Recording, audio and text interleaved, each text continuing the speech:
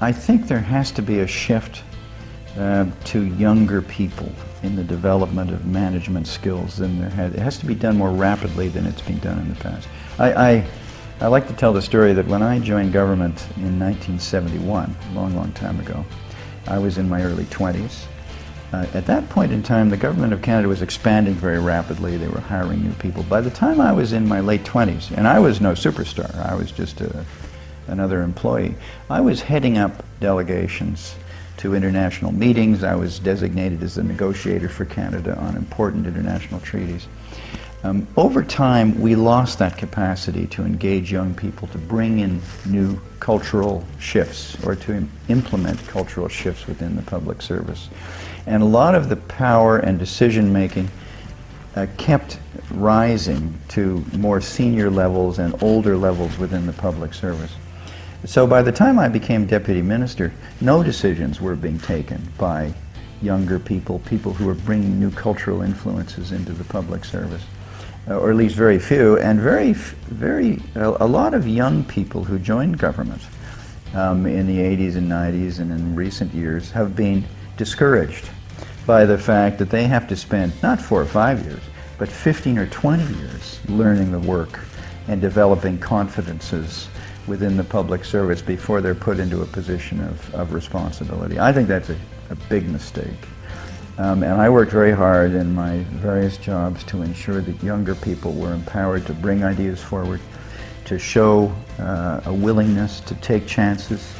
I encouraged my colleagues to send younger people out representing Canada, to appoint younger ambassadors, simply because I felt that that's the way to build confidence, that's the way to build a new team, and that's the way to bring these new cultural influences into the management of public service. It doesn't always work. Sometimes you make mistakes, sometimes you put the wrong person in the wrong job, but that's okay.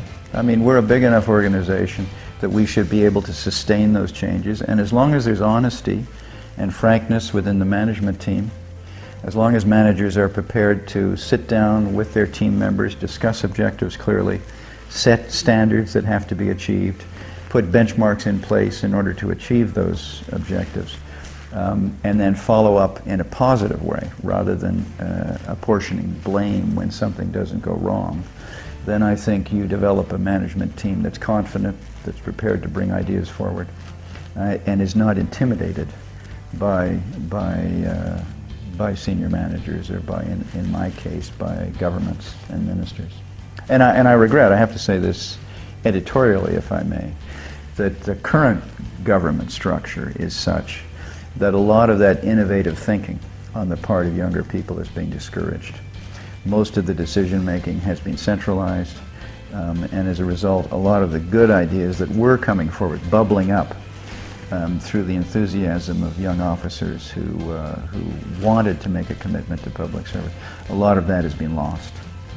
I think it'll turn around, but the pendulum has swung, in my view, too far in the wrong direction.